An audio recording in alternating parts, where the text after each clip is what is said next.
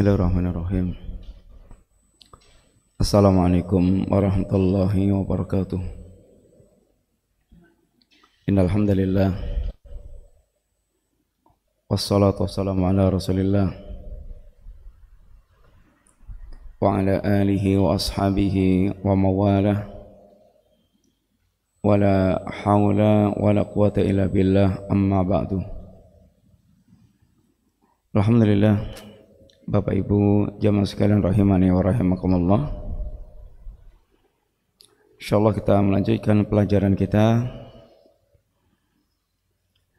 mengambil faedah dari risalah Syekh Abdul Razak hafizahullah taala, Kalimatut Tauhid, penjelasan yang berkaitan dengan kalimat tauhid la ilaha illallah. Tentang kalimat la ilaha illallah kita telah melewati beberapa pembahasan. Di antaranya adalah tentang makna dari kalimat la ilaha illallah, makna yang benar dan makna yang salah. Makna yang benar dari kalimat ini adalah la ma'buda bihaqqin illallah, tidak ada sesembahan yang sebenarnya kecuali Allah Ta'ala. Dan Allah sesembahan yang benar atas sembahan yang sebenarnya, karena hanya Allah yang memiliki rububiyah dan memiliki kesempurnaan sifat. Yang memiliki rububiyah yaitu yang menciptakan, menghidupkan, mematikan, mengatur alam semesta, memiliki semua yang ada di alam ini. Ini namanya pemilik rububiyah. Dan yang memiliki kesempurnaan sifat, sifat yang sempurna, tidak ada cacat dan aib dari segala arah, itulah yang berhak untuk disembah. Adapun yang tidak memiliki rububiyah dan tidak memiliki kesempurnaan sifat, maka tidak berhak disembah. Oleh karena itulah satu-satunya makna yang hak, makna yang benar dari kalimat la ilaha illallah adalah la ma'buda bihaqqin illallah. Tidak ada sesembahan yang sebenarnya kecuali hanya Allah. Artinya hanya Allah sesembahan yang hak, dan selain Allah adalah sesembahan yang batil. Allah sesembahan yang hak karena Allah lah yang memiliki rububiyah dan memiliki kesempurnaan sifat. Adapun selain Allah adalah sesembahan yang batil, atau segala yang disembah selain Allah adalah sembahan yang batil, karena selain Allah tidak ada yang memiliki rububiyah dan tidak ada yang memiliki kesempurnaan sifat. Kemudian kita juga sudah melewati pembahasan yang berkaitan dengan fadailu kalimatit tauhid, berbagai keutamaan kalimat tauhid, baik dalam ungkapan Al-Quran yang diungkapkan dengan berbagai macam ungkapan, seperti diantaranya kalimatut taqwa, kemudian al-qaulu tsabit, dan yang lain-lainnya. Ini termasuk diantara keutamaan la ilaha illallah yang namanya itu mencerminkan itu makna kalimat tersebut. La ilaha illallah dinamai dengan al-qaulu tsabit karena kalimat ini akan mengokohkan jiwa. Orang yang mereka mengucapkan kalimat ini dengan jujur, maka benar-benar dia akan memiliki jiwa yang tangguh, jiwa yang militan. Kemudian demikian pula telah kita lewati pembahasan beberapa keutamaan kalimat la ilaha illallah dalam sunnah Nabi. Dan kemudian kita sedang masuk dalam pembahasan tentang syurutu la ilaha illallah. Seluruh keutamaan yang berkaitan dengan kalimat la ilaha illallah, kalimat ini kalimat yang akan membedakan antara muslim dan kafir. Kalimat ini kalimat yang akan menjadikan seorang menjadi penghuni jannah atau penghuni neraka. Kalimat ini kalimat yang akan menjadi jaminan datangnya ampunan Allah Subhanahu wa taala, dan yang lain-lainnya dari keutamaan kalimat la ilaha illallah. Seluruh keutamaan itu tidak akan dapat diraih kecuali hanya dengan memenuhi persyaratan. Memenuhi persyaratan diterimanya kalimat la ilaha illallah.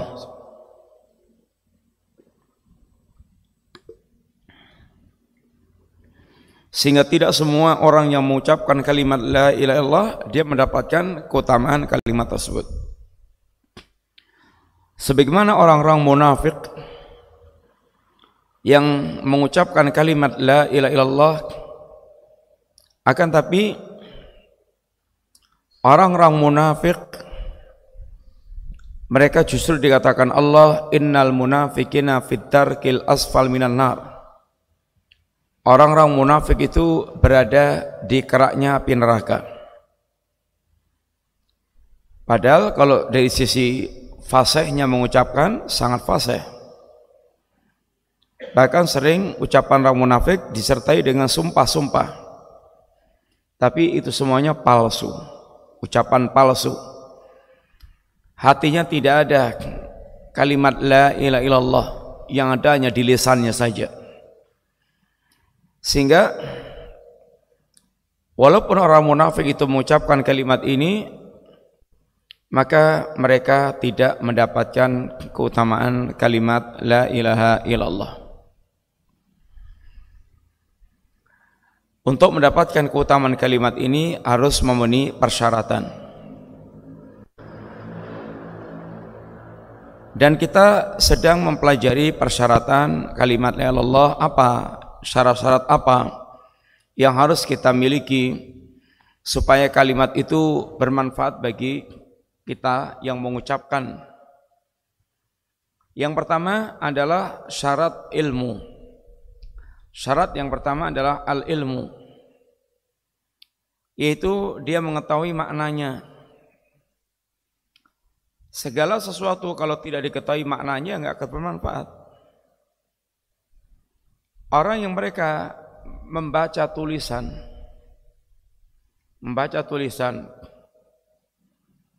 dengan ungkapan yang beda, tapi enggak paham maknanya, enggak paham, ya enggak manfaat. Atau membaca buku bahasanya pun enggak paham sama sekali, enggak paham. Karena enggak paham ini maka tidak akan memberikan manfaat. Bagaimana akan memberikan manfaat kalau dia tidak paham dengan itu apa yang dia baca tersebut? Oleh karena itulah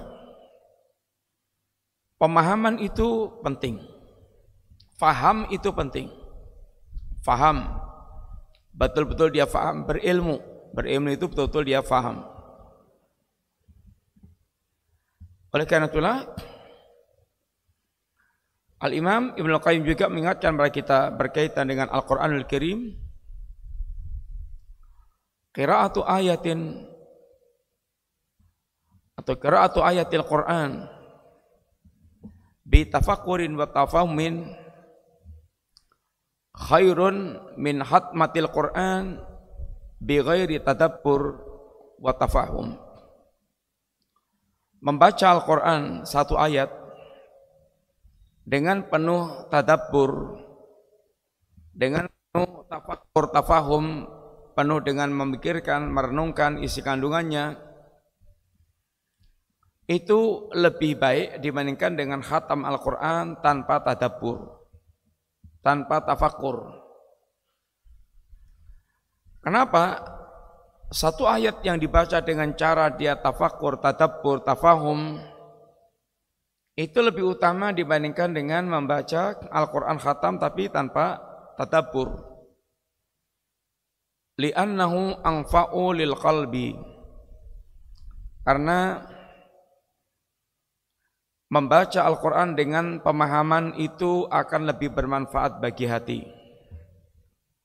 akan lebih bermanfaat bagi hati.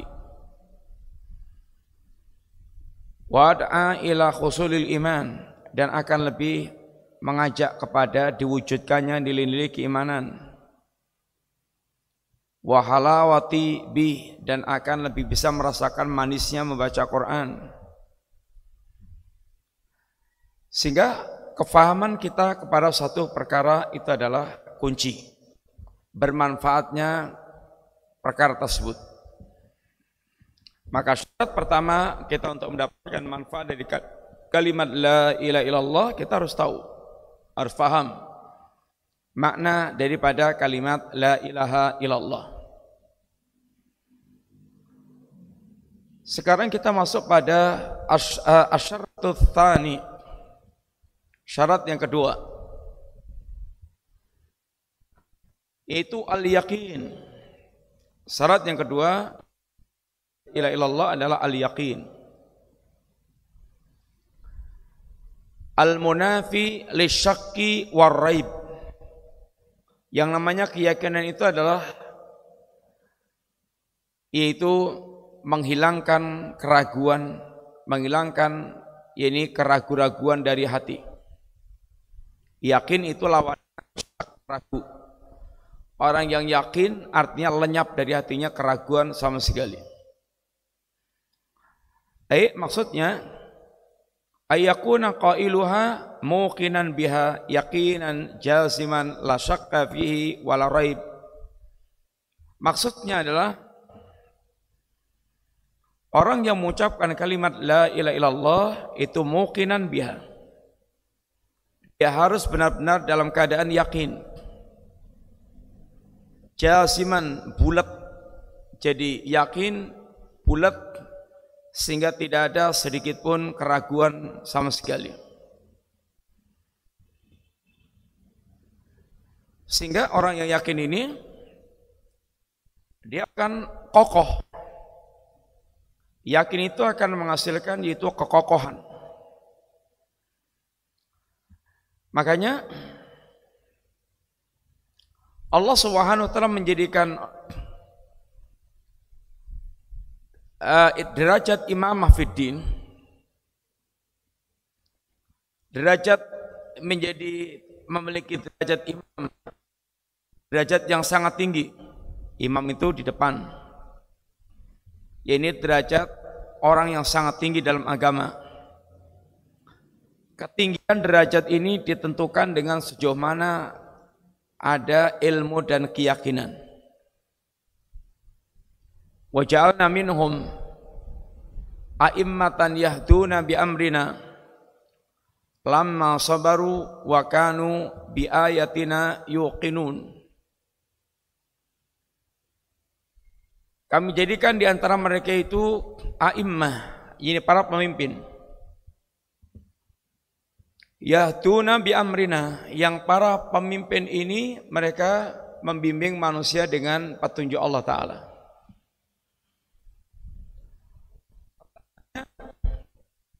Dengan sebab seseorang itu sampai ke derajat imam, derajat yang tinggi dalam agama, jawabannya adalah lamma sabaru wa kanu bi ayatina yuqinun. Ketika mereka ini memiliki kesabaran, mereka bersabar, dan mereka ini yakin dengan ayat-ayat Allah Ta'ala. Dengan as-sabru wal yakin, sabaran dan keyakinan, seorang akan meraih derajat imamah, derajat yang tinggi dalam agama, jadi imam. Kalau dua hal ini yang akan mengangkat agama kita, dua hal pula yang akan menghancurkan agama kita. Dua perkara pula yang akan menghancurkan agama kita. Dua hal ini akan menyelamatkan agama kita, ada dua hal pula yang akan menghancurkan agama kita. Yang pertama adalah fitnatus syahwat. Fitnah syahwat. Fitnah syahwat ini jika menguasai hati seorang, maka dia akan menjadi orang yang rusak. Ini rusak kemauan-kemauan, karena dia dikuasai oleh syahwat. Rusak, keinginan-keinginan rusak. Sehingga keinginan itu keinginan untuk mendekat kepada Allah, beribadah kepada Allah, taat kepada Allah. Keinginan yang mereka ini inginnya durhaka kepada Allah, maksiat kepada Allah, menjauhi agama Allah. Ini orang yang mereka terkuasai syahwat. Keinginannya menjadi rusak. Lah, cara untuk menghadapi orang yang dikuasai syahwat seperti ini, cara mengobatinya adalah dengan dia memiliki kesabaran. Sabar. Sabar itu kalau dia sedang berhadapan dengan syahwat, maka kesabaran itulah yang membuat dia bertahan, menahan syahwat, sehingga syahwat itu tidak akan menguasai dia, dia tahan, sehingga nggak bisa masuk ke dalam jiwa, ke dalam jiwanya. Tarikan-tarikan syahwat itu dia tahan betul. Maka yang paling kuat memiliki pertahanan sabar, maka syahwatnya itu akan lenyap, akan pergi dari dirinya. Syahwatnya tidak akan menguasai pemiliknya, tapi syahwatnya akan justru bermanfaat bagi pemiliknya. Tertaklukkan. Ini orang yang mereka bisa menaklukkan syahwatnya. Akan tapi ketika syahwat ini tidak bisa dikuasai, maka dia akan menjadi memiliki keinginan-keinginan yang liar. Keinginan-keinginan yang tanpa batas dan tanpa aturan. Ini ketika tidak memiliki kesabaran, sehingga syahwatnya akan melaju kencang. Syahwat itu melaju kencang dan merasuk dan merusak kita karena tidak ada penahanan dari syahwat, dari sabar. Syahwat itu dihadapi dengan kesabaran.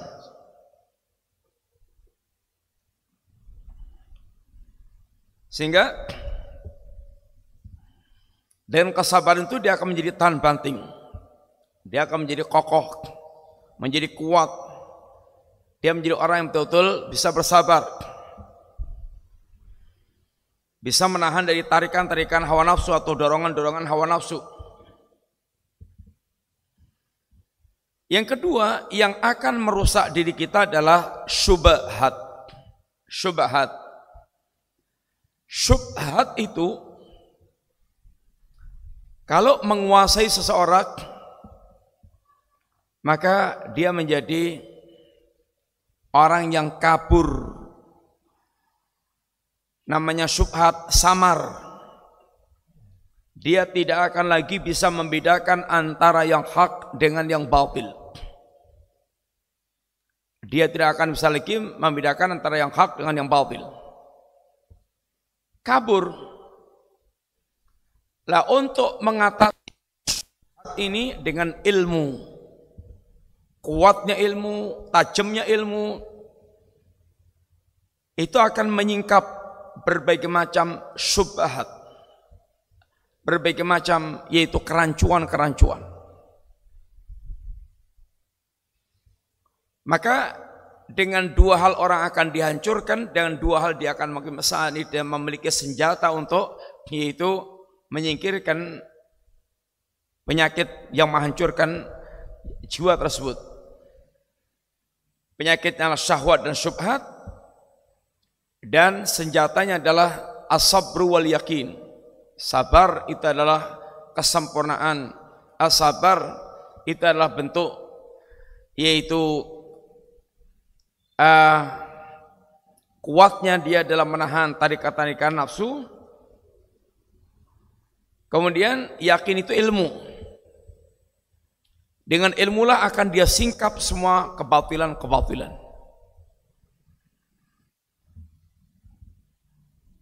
Seorang yang mereka mengucapkan kalimat syahadat, yang kedua harus memiliki keyakinan. Yakin seyakin-yakinnya bahwa Allah adalah sesembahan yang hak. Allah adalah sesembahan yang hak.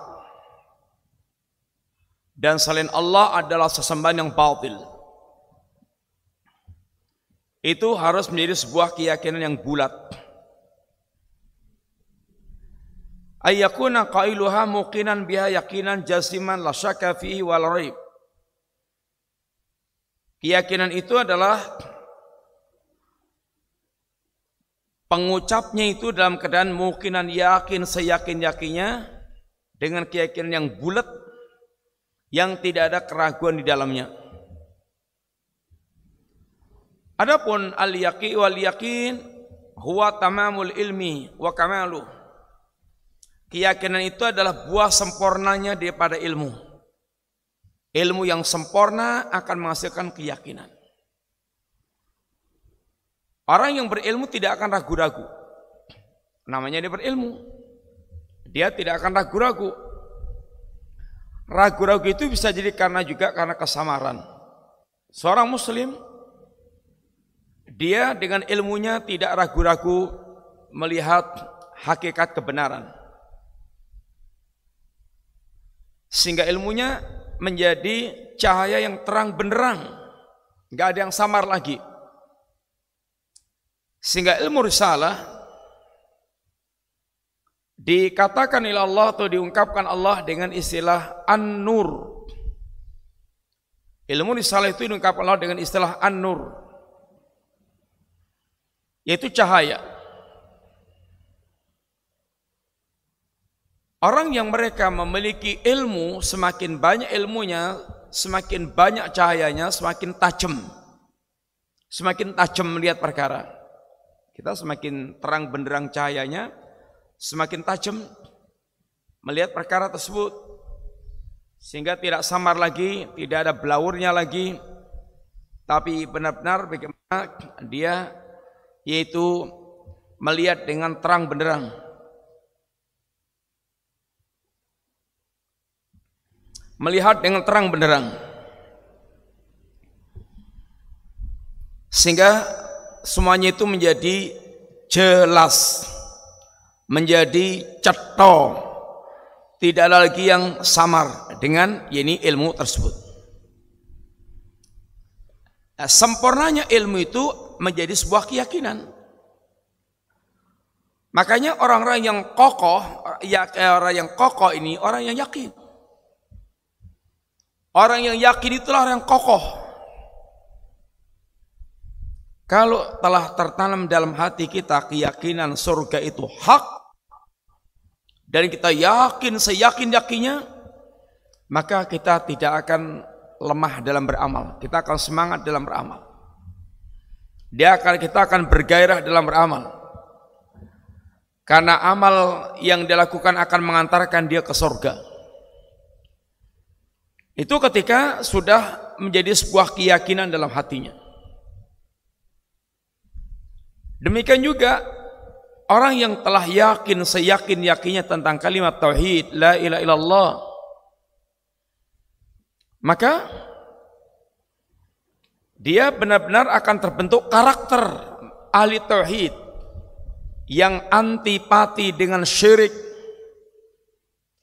yang betul-betul dia bersihkan akidahnya dalam kehidupan ini dari segala macam bentuk kesyirikan.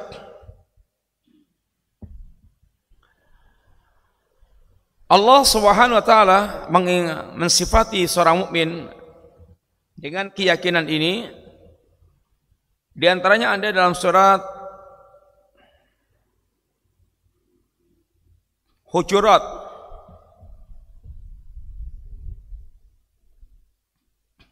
ayat yang ke-15, yang Allah Subhanahu wa taala katakan innamal mu'minuna alladzina amanu billahi wa rasulih thumma lam yartabu wajahadu bi amwalihim wa anfusihim fisabilillah ulaika humus shadiqun. Sesungguhnya orang-orang mukmin itu adalah mereka yang beriman kepada Allah dan Rasul-Nya. Sesungguhnya orang-orang mukmin itu adalah orang mereka beriman kepada Allah dan Rasul-Nya. Beriman kepada Allah artinya mengimani semua yang berkaitan dengan Allah dan mengimani semua yang berkaitan dengan apa yang datang dari Allah, berita-berita yang datang dari Allah. Mengimani Rasulullah SAW artinya mengimani ini mencintai Rasulullah SAW. Mengimani Rasul itu datang dengan membawa risalah agama Allah untuk diajarkan pada manusia.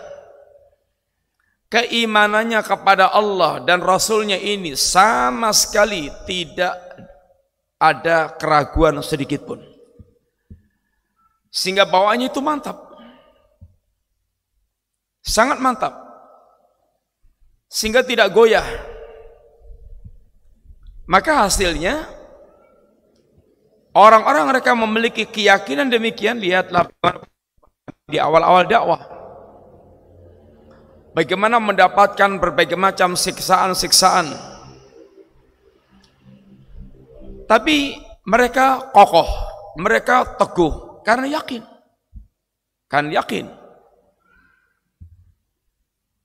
sehingga akan memiliki pendirian yang betul-betul kuat karena dia yakin, berilmu, sempurnanya ilmunya sempurna, ilmu yang sempurna akan menghasilkan keyakinan. Orang yang yakin ini betul-betul dia tidak akan ada keraguan sedikit pun. Mantap, bawanya itu mantap. Kalau sudah dia yakin Islam agama yang hak, sama sekali tidak akan digapai keraguan sedikit pun. Maka tidak akan digoyahkan oleh apapun dalam keimanan dia. Kemudian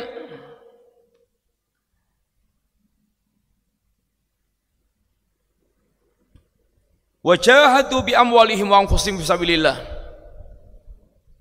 Di antara keyakinan yang benar-benar nancep dalam hatinya, itu yang akan menggerakkan dia untuk berjihad sebagai bukti atas benarnya keimanan itu. Wajahadu bi amwalihim wa anfusihim fisabilillah. Mereka berjihad dengan harta mereka dan jiwa mereka di jalan Allah. Ulaika humus shadiqun.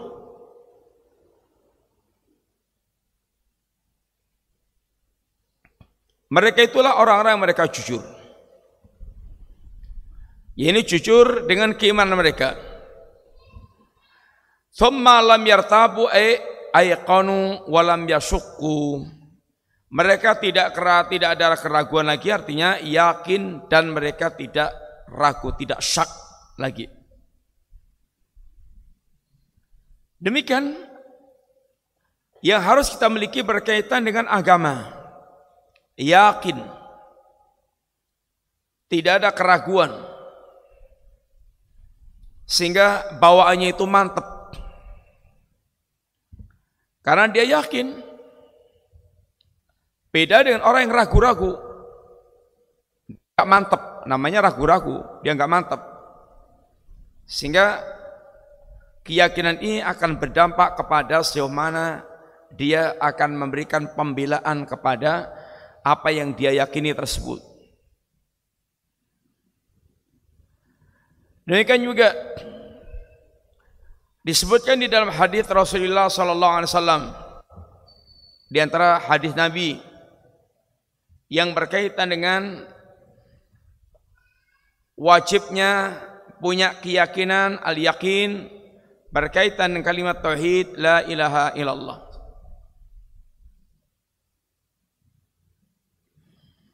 Hadis yang sahih riwayat Imam Muslim dari sahabat Abu Hurairah radhiyallahu anhu, Beliau mengatakan, qala Rasulullah sallallahu alaihi wasallam, bersabda Rasulullah sallallahu alaihi wasallam, asyhadu an la ilaha illallah wa anni rasulullah la yalqallaha bihima abdun ghairu syakin fihima illa dakhalal jannah.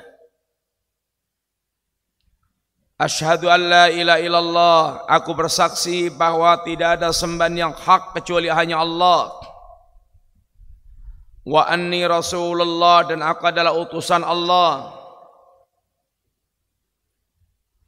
La yalqallaha bima abdun ghaira syakin fihima, tidaklah seorang dia ragu, tidaklah seorang hamba dia ragu dalam urusan hak dan batil dan perkara ini, illa dakhalal jannah, pasti dia akan masuk surga. Bersyahadat la ilaha illallah dengan penuh keyakinan jauh dari kedustaan. Maka keyakinan yang seperti itu akan membuat dia tidak ragu lagi untuk masuk jannah. Dipastikan dia akan menjadi ahlul jannah.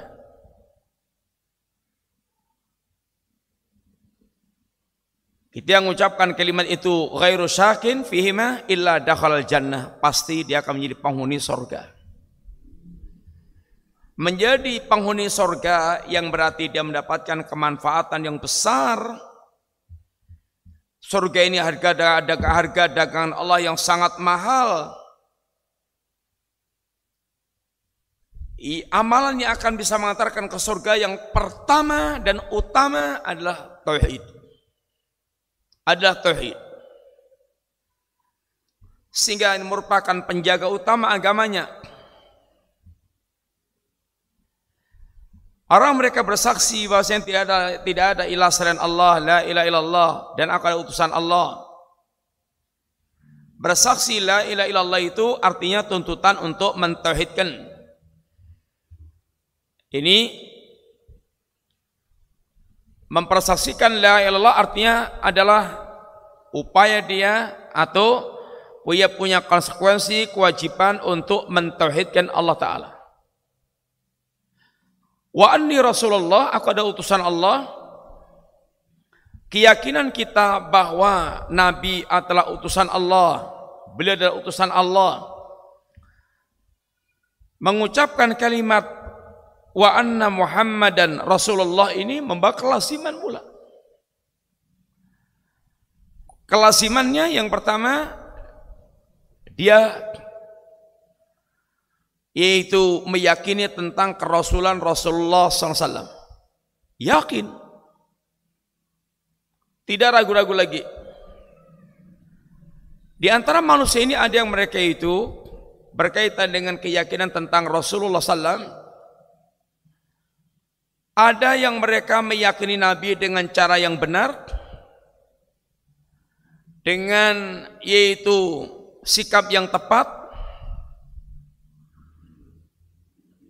di mana dia mengimani Rasul dan kemudian juga menunaikan hak imannya kepada Rasul, menunaikan hak-haknya Rasul yang kita imani, membenarkan khabarnya, mentaati perintahnya, meninggalkan larangannya, tidak beribadah kepada Allah kecuali dengan yaitu syariat yang diajarkan oleh Nabi Sallallahu Alaihi Wasallam. Ini adalah bersyahadat Muhammad Rasulullah. Tidaklah orang bersyahadat dua hal ini, la ilaha illallah Muhammad Rasulullah, la yalqallaha bima qabdun ghairu syakin, diucapkan seorang hamba tanpa ada sedikit pun keraguan sama sekali dengan ini perkaranya, illa dakhalal jannah, pasti dia akan masuk surga. Pasti. Seorang yang mati dan membawa syahadat belum sempat amal apa-apa itu bisa mendapatkan jannah. Bisa mendapatkan jannah. Anaknya seorang Yahudi sedang sakit dan Rasulullah SAW menjenguk dan menawarkan keislaman kepadanya. Diterima. Setelah ayahnya mengizinkan dia untuk menerima Muhammad Abul Qasim, dia ucapkan syahadat, asyhadu an la ilaha illallah wa asyhadu anna Muhammad Rasulullah. Habis itu mati. Apa kata Nabi? Alhamdulillahilladzi anjahu minan nar. Segala puji bagi Allah yang telah menyelamatkan dia dari neraka. Dia baru mengucapkan 2 kalimat syahadat. Dia belum salat, belum puasa, apalagi zakat, apalagi yang lainnya, belum semuanya. Ucapan yang hanya hitungannya semenit saja, itu bisa merubah menjadi dari ahlul nar menjadi ahlul jannah. Itu dengan ucapan kalimat la ilaha illallah yang betul-betul diucapkan dengan penuh ini keyakinan. Sehingga akan menghasilkan ini hasil yang sangat ini amat itu dahsyat.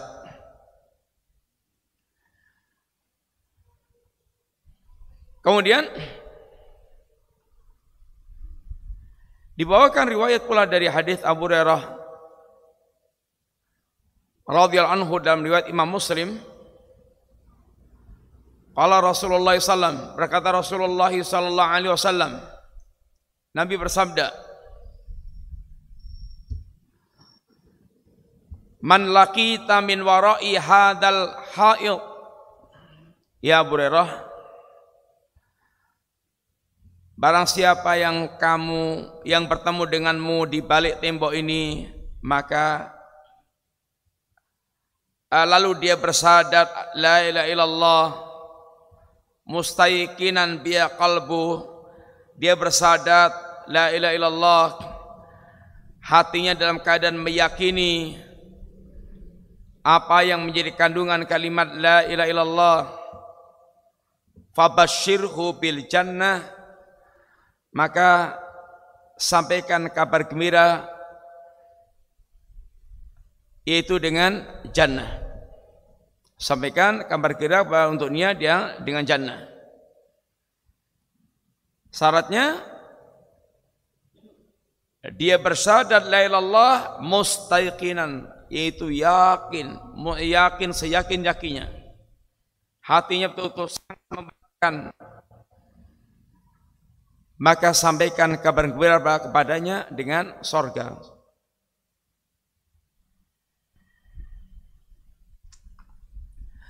Ini syarat yang ketiga. Yang kedua, al-yaqin.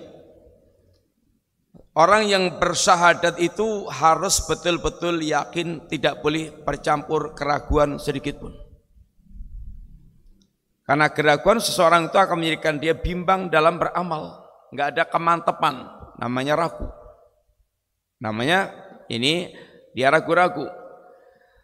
Kalau dia mukmin, betul-betul dia akan sangat mengimani apa yang datang dari Allah Subhanahu wa taala. Sekarang kita masuk pada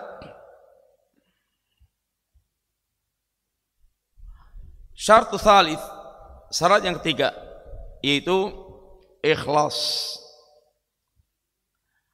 Ikhlas itu memurnikan syahadatnya dari syirik. Al-ikhlas al-munafi lisyirki warriya. Ikhlas itu yang akan menolak atau menghilangkan syirik dan riya. Orang yang ikhlas dalam beramal itu artinya mempersembahkan amal totalitas hanya untuk Allah dan berorientasi dengan apa yang di sisi Allah. Ini ikhlas. Murni, tidak kecampuran kotoran apapun. Ketika Allah Subhanahu wa taala menggambarkan tentang makna ikhlas,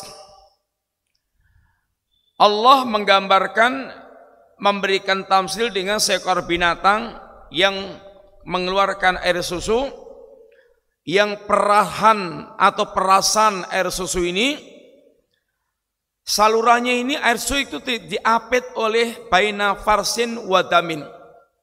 Diapit oleh saluran kotoran dan saluran yaitu darah. Ternyata susu yang keluar yang salurannya diapit oleh saluran darah dan saluran kotoran dan darah, itu air susu yang keluar itu ternyata murni, tidak kecampuran kotoran walaupun hanya sak peletik, tidak tercampur oleh darah walaupun hanya setetes, sehingga betul-betul khalis, labanan khalisan syari'an sa'igan lisyaribin, susu yang murni yang enak untuk diminum. Sedangkan air susu ini salurannya baina farsin wa damin. Murni itu digambarkan Allah seperti itu. Enggak kecampuran dengan kotoran-kotoran. Apa itu kotoran yang akan mencaburi ikhlas? Dan ikhlasnya adalah agama Allah Ta'ala yang Allah ibaratnya sudah membuat palang pengumuman, sudah membuat papan pengumuman yang gede. Ala lillahi dinul khalis. Ala lillahi dinul khalis. Ketahuilah agama Allah agama yang murni.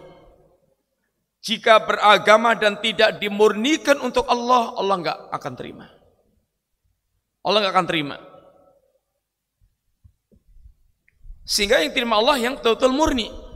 Sehingga baik murni tidak tercampur dengan kotoran-kotoran. Dan ikhlas itu bukan artinya beramal tanpa mengharapkan apapun. Ya salah. Ikhlas itu bukan beramal tanpa mengharapkan apapun.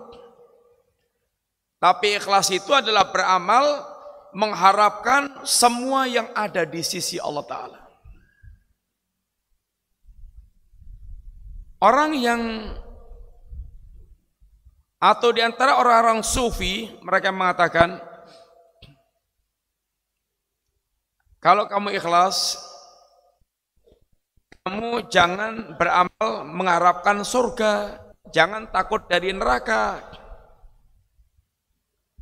Ini seakan-akan katanya bagus. Sehingga amal itu murni hanya untuk Allah, enggak mengharapkan apa-apa. Salah. Ikhlas itu bukan berarti tidak mengharapkan apa-apa. Ikhlas itu adalah mencari dan mengharapkan apa yang ada di sisi Allah Ta'ala. Baik itu yang berkaitan dengan keridhaan dirinya itu Allah Subhanahu wa Ta'ala, maupun berkaitan dengan apa yang dijanjikan oleh Allah Subhanahu wa Ta'ala. Bagi orang mereka beramal karena Allah, beramal mengharapkan surga, beramal mengharapkan ampunan Allah, beramal mengharapkan pahala yang berlipat-lipat. Ini adalah perintah Allah, perintah Rasulullah, dan dicontohkan Nabi dan para sahabat. Justru orang yang mereka beribadah kepada Allah dengan slogan cinta tanpa mengharapkan apa-apa, ini adalah zindiq, munafik berat. Zindiq itu munafik berat. Kalau dia memang betul-betul ikhlas dengannya, dia hanya semata-mata berharap kepada Allah, dan dia yaitu bersihkan dari harapan-harapan kepada makhluk, kepada manusia. Sehingga ikhlas itu sekali lagi bukan tidak mengharapkan apa-apa, tapi ikhlas itu bagaimana totalitas dia mengharapkan apa yang ada di sisi Allah Ta'ala. Untuk ikhlas itu sekali lagi sangat berat. Ikhlas dalam bentuk dia membersihkan dari syirik akbar, dari yaitu riya, sum'ah, dari iradatut dunya bi amalil akhirah, sehingga betul-betul mengharapkan apa yang diisi Allah Subhanahu wa Ta'ala. Ini akan tentu menjadi sangat berat bagi orang yang mereka tidak mengenal Allah dan bagi orang yang mereka orientasi hidupnya bukan kepada kampung akhirat. Orang kalau tidak mengenal Allah, tidak tumbuh kecintaan kepada Allah dan apalagi kerinduan kepada Allah, itu ya sangat berat untuk dia beramal dengan ikhlas. Harapannya apa? Merasa nggak dapat apa-apa. Merasa nggak dapat apa-apa. Demikian juga akan sangat berat orang yang mereka itu beramal tanpa memiliki dorongan kampung akhirat, tanpa dia memiliki orientasi kuat kampung akhirat. Karena orang yang mereka tidak punya orientasi akhirat, yang mesti menginginkan balasannya dunia. Itu pasti. Maka untuk ikhlas menjadi sangat berat. Wadhalika ay al-ikhlasu al-munafi li syirki wa riya. Ikhlas itu adalah menghilangkan syirik dan riya. Sehingga syahadatnya la ilaha illallah yang maknanya tidak ada sembahan yang hak kecuali Allah, ini betul-betul jiwanya itu akan membersihkan dari segala bentuk syirik dan riya. Wadzalika inma yakunu bi tasfiyatil min jami'i syawa'ibidh dhahirah wal khafiyah. Ikhlas itu diwujudkan dengan cara bitasfiyatil amal, membersihkan amal. Membersihkan amal. Wa tanqiyatihi min jami'is syawaib, dan membersihkan dari segala bentuk kotoran-kotoran yang zahirah maupun yang khafiyah, yang zahir maupun yang tersembunyi. Sehingga betul-betul membuat amalnya itu kinclong, niatnya itu kinclong, niatnya itu bersih dari segala macam kotoran-kotoran. Sekali lagi ini berat, kecuali orang yang mereka memang dimudahkan oleh Allah akan sangat mudah. Tapi aslinya berat. Orang yang tidak punya orientasi kampung akhirat, orang yang tidak mengenal Allah Subhanahu wa taala tentu akan merasa berat hal yang seperti ini. Harapan-harapan dia akan selalu tenggelam dalam harapan dunia. Maka kalau tidak mendapatkan keuntungan dunia pun, maka dia semangat. Semangatnya itu kalau dia memiliki keuntungan dunia. Wadhalika bi ikhlasin niyah fi jami'il ibadat lillahi wahdah, itu dengan cara mengikhlaskan niat dalam semua jenis ibadah semata-mata hanya untuk Allah Subhanahu wa taala. Yang Allah telah berfirman, ala lillahi dinul khalis. Ketahuilah bahwa agama Allah adalah agama yang khalis, agama yang murni. Wa ma umiru illa liya'budullaha mukhlishina lahuddin. Dan tidaklah mereka diperintahkan kecuali agar mereka hanya beribadah kepada Allah semata dengan mengikhlaskan agama itu, dengan memurnikan agamanya itu. Dan Nabi kita juga menegaskan tentang orang-orang yang mereka berharap syafaat Nabi. Kita sering sekali dengar MC yang mengingatkan, yaitu salawat dan salam tersanjung kepada baginda Nabi sallallahu alaihi wasallam, yang sangat kita harapkan syafaatnya kelak dari kiamat. Pertanyaannya, bagaimana cara Anda mengharapkan syafaatnya Rasulullah SAW agar menjadi orang yang bergembira dengan syafaatnya Nabi? Kalau Anda ingin mendapatkan syafaatnya Nabi, ini wasiat Nabi. Ketika ditanya oleh seorang sahabat, yaitu Abu Hurairah radhiyallahu anhu, ya Rasulullah, man as'adun nasi bisyafaatik yaumal qiyamah, ya Rasulullah, siapa yang paling berbahagia dengan syafaatmu di hari kiamat kelak? Nabi katakan, as'adun nasi bisyafaati yaumal qiyamah man qala la ilaha illallah khalisan min qalbi. Orang yang paling berbahagia dengan syafaatku di kelak adalah orang yang kalimat la ilaha illallah yang yaitu yang tulus murni keluar dari hatinya, yang tulus murni dari hatinya, sehingga orang-orang yang mereka memurnikan tauhid, memurnikan kalimat la ilaha illallah, itu yang akan berbahagia dengan syafaatnya Rasulullah SAW. Bukan orang yang minta kepada Nabi, karena Nabi nggak punya syafaat. Karena syafaat itu hanya diberikan oleh Allah kepada orang yang bertauhid. Nabi, wali, malaikat nggak punya syafaat. Tetapi mereka ini Allah berikan hak untuk memberikan syafaat, yaitu dimuliakan Allah dengan hak memberikan syafaat. Tapi mereka tidak punya syafaat. Kalau ingin memberikan syafaat kepada seorang, harus minta izin kepada Allah Ta'ala. Jika diizinkan, baru dia akan memberikan syafaat. Jika tidak diizinkan, maka syafaatnya tidak berguna, tidak akan bisa memberikan syafaat. Sehingga meminta syafaat kepada Nabi bisa menjadi musyrik, karena Nabi tidak punya syafaat. Yang punya syafaat Allah. Terus mintanya kita bagaimana? Ya Allah, jangan engkau haramkan syafaat Nabimu kepadaku. Ya Allah, jangan engkau haramkan syafaat Nabimu kepadaku. Ini adalah cara kita mendapatkan syafaat.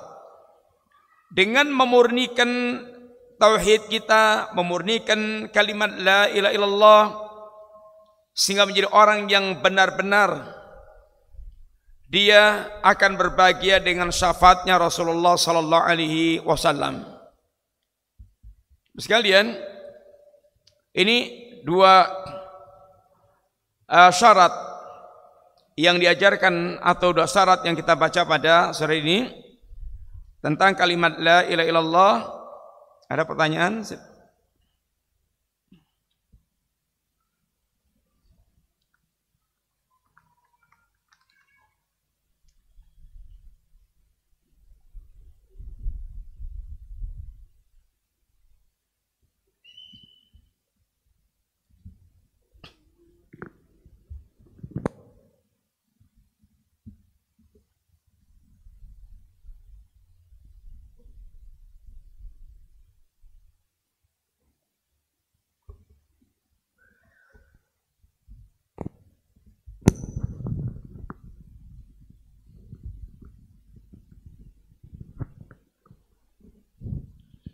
Bismillah.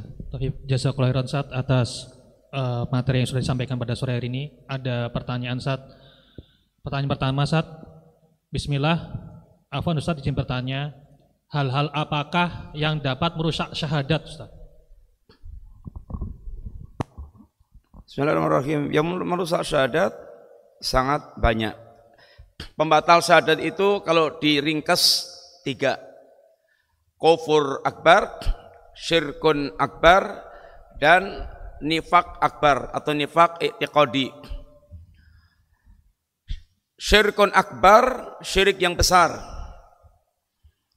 Kufur akbar, kufur yang besar. Nifak i'tiqadi atau nifak besar, nifak keyakinan. Ini akan menghancurkan, yaitu syahadat, menghancurkan tauhid, membatalkan tauhid. Kalau mau dirinci lagi ya banyak masing-masingnya. Syirkun akbar bentuknya apa saja, kufur akbar bentuknya apa saja, kemudian nifak i'tiqadi bentuknya apa saja. Tapi kisarannya adalah ini akan menghancurkan. Adapun kalau syirkun asghar, kufur asghar, dan nifak asghar, ini akan mengurangi kesempurnaan tauhid, tapi tidak membatalkan tauhid. Akan mengurangi kesempurnaan tauhid. Seorang yang mereka ingin memurnikan tauhid harus berusaha untuk membersihkan dari syirkun akbar maupun syirkun asghar, sehingga tauhidnya betul-betul murni, bersih dari kotoran-kotoran tersebut. Wallahu ta'ala alam shawab. Thayyib, jazakallahu khairan Ustaz atas penjelasannya. Pertanyaan berikutnya Ustaz. Bismillah, izin bertanya Ustaz, apa makna dari memurnikan tauhid dan bagaimana mengaplikasikannya dalam kehidupan sehari-hari?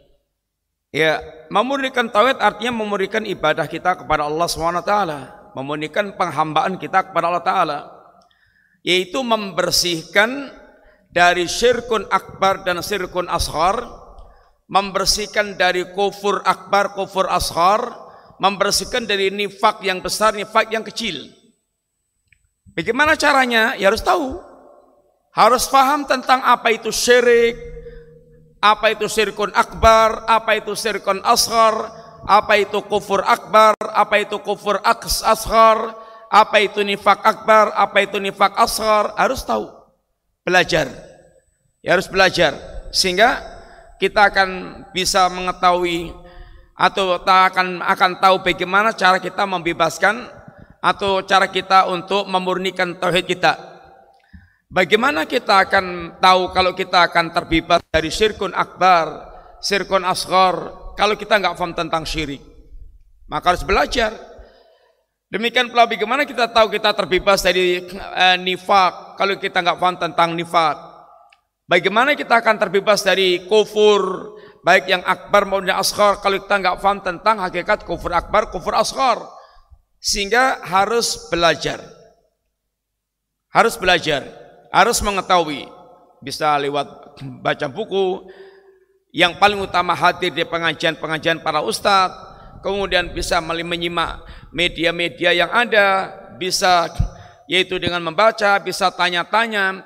Intinya harus paham, sehingga betul-betul bisa membersihkan tauhidnya dari syirik, dari kufur, dari nifak.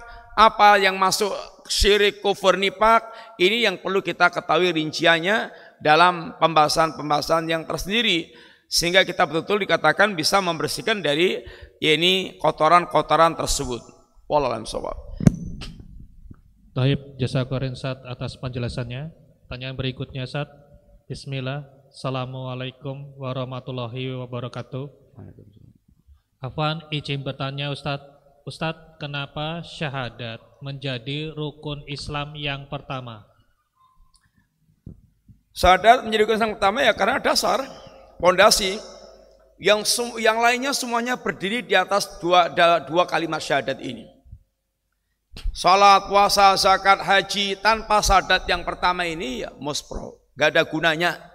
Gak ada gunanya salat, puasa, zakat, haji kalau pondasinya nggak ada, kalau tauhidnya nggak ada, menjadi batal, rubuh, runtuh.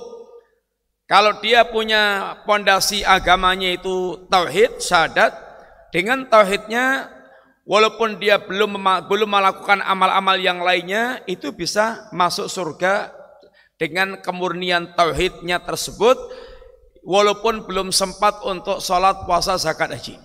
Beda dengan orang sudah punya sholat, puasa, zakat, haji, tapi musyrik, yang ini semuanya runtuh,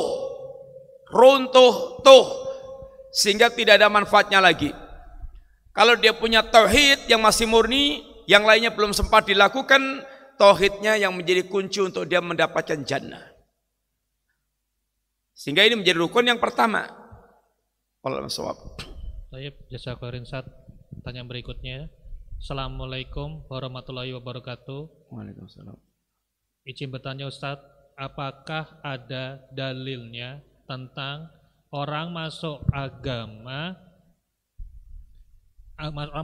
Islam harus membaca syahadat, Ustadz? Ya, bismillahirrahmanirrahim. Kalau dia lahir dari dalam keluarga muslim, nggak perlu bersyahadat. Karena dia sudah diketahui sebagai bagian warga muslim. Tapi kalau dari kafir ke Islam, ya dia wajib bersyahadat. Dan syahadatnya perlu untuk dikasih tahukan kepada manusia. Karena kalau dia tidak memberitahukan pada manusia, nanti kalau dia mati juga nggak diurus sebagai jenazah muslim. Dia kalau ketemu orang nggak akan disalami karena dianggapnya dia masih kafir. Kalau Anda muslim, lahir di keluarga muslim, nggak perlu bersyahadat. Tapi kalau dari kafir ke Islam, wajib untuk bersyahadat dan disaksikan agar dia diketahui sebagai seorang muslim. Demikian, wallahu taala alam bisawab. Baik, insyaallah pertanyaan terakhir Ustaz. Bismillah. Assalamualaikum warahmatullahi wabarakatuh. Waalaikumsalam. Semoga Allah senantiasa menjaga Ustadz dan keluarga Ustadz. Izin bertanya Ustadz, apakah diharuskan jika kita mengucapkan 2 kalimat syahadat harus menghadap kiblat? Ya, bismillahirrahmanirrahim. Untuk mengucapkan kalimat ini enggak perlu menghadap kiblat. Tidak harus menghadap kiblat. Menghadap kiblat ya boleh, tapi tidak ada keharusan menghadap kiblat. Menghadap kiblat itu kalau kita sholat. Sholat wajib untuk menghadap kiblat. Tidak menghadap kiblat itu enggak sah sholatnya itu. Menghadap kiblat itu bukan madhep ngulon. Ya tergantung, kalau kita di Indonesia ya kiblatnya kita madhep ngulon. Nanti kalau kita pindah lagi ke luar negeri mana yang Ka'bahnya itu di timur kita umpamanya, ya bukan madhep ngulon lagi, madhepnya ke timur, ke arah Ka'bah. Karena ada orang pokoknya madhep ngulon. Lah nang ngendi sih? Kalau kita di negeri kita ya madhep ngulon, memang karena Ka'bahnya di arah barat. Tapi kalau di negeri yang Ka'bahnya di timurnya ya madhep ngetan. Kalau Ka'bahnya di utaranya ya berarti madhep utara. Kalau Ka'bahnya di selatannya ya madhep selatan. Madhepnya Ka'bah, kiblatnya Ka'bah, bukan ngulon atau ngetan, tapi Ka'bah. Sehingga menghadapnya kemana tergantung posisi kita di mana. Adapun kalau bersyahadat tidak wajib, tidak harus menghadap kiblat. Wallahu a'lam. Ada tangan yang lain, Bapak sekalian?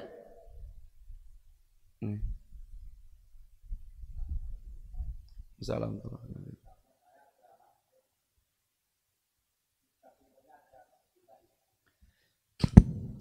Depannya ada kuburan, Mbak. Di kampung saya itu ada masjid. Nggih. Di sebelah timurnya ada kuburan. Timurnya? Iya. Timurnya dalam masjid atau di luar masjid? Iya, ada masjid, tapi ada temboknya itu. Itu sah nggak saya sholat di situ itu? Kalau di luar lokasi maka sudah di luar masjid. Mamanya ini lokasi masjid. Kemudian kuburnya di sini, di luar dan ada temboknya sini. Sudah di luar lokasi nggak apa-apa, Pak. Tapi kalau menyatu satu lokasi, mamanya ini lokasi masjidnya di tengah, kemudian kuburannya di depannya atau di pinggirnya, di belakangnya, hendaknya masjid dengan kuburan dipisah. Sehingga betul-betul beda antara masjid dengan kuburan. Lokasinya betul-betul beda, dibuat terpisah. Ngaten. Nggih.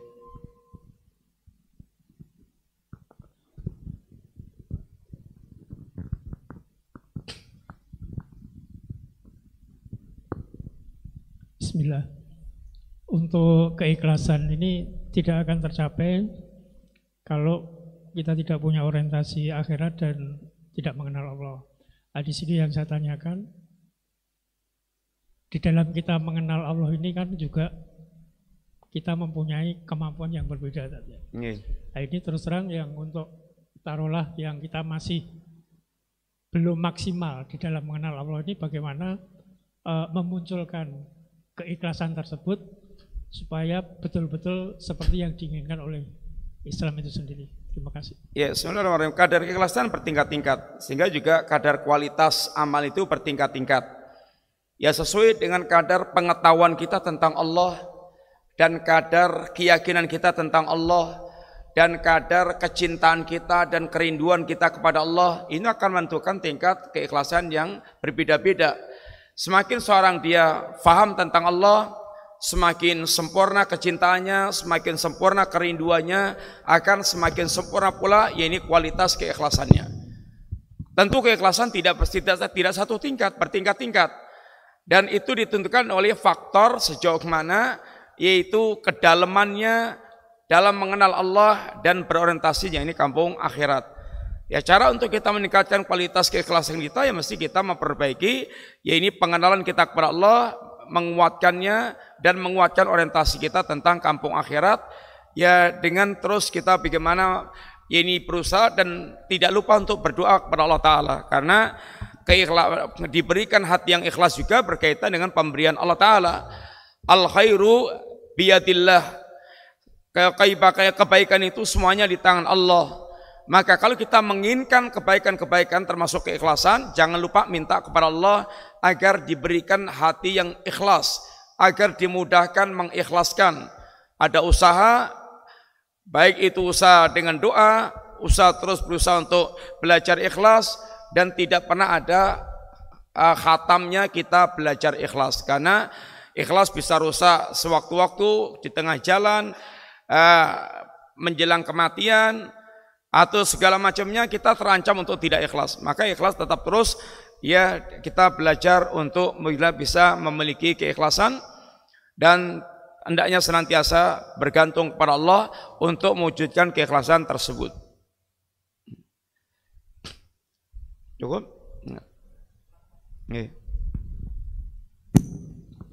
Bismillah, izin bertanya Ustadz, apa hukum mengumumkan kematian dengan foto dan ucapan doa, Ustadz? Foto dan ucapan apa? Ucapan doa. Doa, maksudnya gimana? Mungkin misalnya di foto ada doa-doanya gitu, Ustadz. Ya intinya menyebarkan berita kematian dengan cara yang dibenarkan dibolehkan, dengan harapan mendapatkan doa-doa dari orang yang mendengar kematiannya, memintakan ampun sebagai doa terhadap jenazah. Intinya menyebarkan kematian kepada orang yang kita kenal dengan cara-cara yang dibolehkan, maka ya boleh dalam rangka untuk mereka bisa mendoakan ya ini kematian orang tersebut. Ataupun kalau foto, ya diusahakan gak usah pakai foto, jangan pakai foto karena berkaitan dengan itu masalah hukum gambar. Wallahu ta'ala alam bisawab. Thayyib. Bismillah. Pertanyaan lagi, Ustaz. Assalamualaikum. Mau bertanya, Ustaz, apakah bacaan doa yang berasal dari Al-Quran, baik yang berupa potongan ayat maupun yang full satu surat, misal pada zikir pagi atau petang, harus dibaca dengan tajwidnya, Ustaz? Ya, membaca Qur'annya maksudnya. Betul, Ustaz. Ya kalau membaca Al-Quran mau dengan tajwid ya bagus. Asalnya Quran dia baca dengan yaitu tajwid. Ada kaidah bacanya. Tapi wallahu alam shawab berkaitan dengan ini membaca di luar atau membaca untuk zikir-zikir dan semisalnya. Ya dibaca dengan tajwid ya tentunya adalah bagus. Tapi wallahu alam shawab berkaitan dengan yaitu posisi atau kedudukan yang seharusnya. Demikian, ikhwan, kita cukup dulu. Masih ada 2 pertanyaan lagi, Ustaz? Bisa? Baik. Bismillah. Ustadz, apakah kalau kita membaca Al-Quran, kita niatkan pahalanya untuk orang yang sudah meninggal, apakah diperbolehkan? Atau sebaiknya doa yang bagaimana supaya pahalanya nyampe ke kedua orang tua kita yang sudah meninggal, Ustaz? Ya, bismillahirrahmanirrahim. Adapun doa masyru', doa diperbolehkan. Setiap kita mendoakan apalagi orang tua, mukmin atau muslim yang lainnya kita boleh mendoakan. Mintakan ampunan. Tidak boleh mendoakan kalau orang tua kita yang mati itu kafir posisinya itu. Kita nggak boleh mendoakan lagi. Adapun kalau muslim boleh kita mendoakan. Adapun kirim pahala dalam bentuk kirim bacaan Al-Quran, para ulama ikhtilaf. Ada yang boleh, ada yang tidak boleh. Imam Syafi'i bahkan tidak membolehkan atau tidak sampai pahala kiriman bacaan Quran. Imam Syafi'i. Imam Ahmad bin Hanbal ini membolehkan sampainya kiriman bacaan Quran. Intinya ikhtilaf kalau yang masalah ini kirim bacaan Al-Quran itu. Wallahu a'lam. Baik, insyaallah pertanyaan terakhir, Ustaz. Assalamualaikum, Ustaz. Izin bertanya, apa kita nanti semua harus dihisab dulu di neraka baru bisa masuk surga, Ustaz? Ada tidak yang langsung bisa masuk surga? Kalau ada, apa saja amalannya? Mohon penjelasannya Ustaz. Ya, orang masuk surga ada dua macam. Ada yang masuk surga tanpa hisab, tanpa adab. Ini orang yang mereka mewujudkan tauhid dengan sempurna. Di antaranya seperti yang disebutkan oleh Nabi dalam hadis, la yastarkun wa la yaktawun wa la yatatayyarun wa la rabbim yatawakkalun. Tidak minta diruqyah, tidak minta dikai, tidak tatayur, bertawakal total kepada Allah.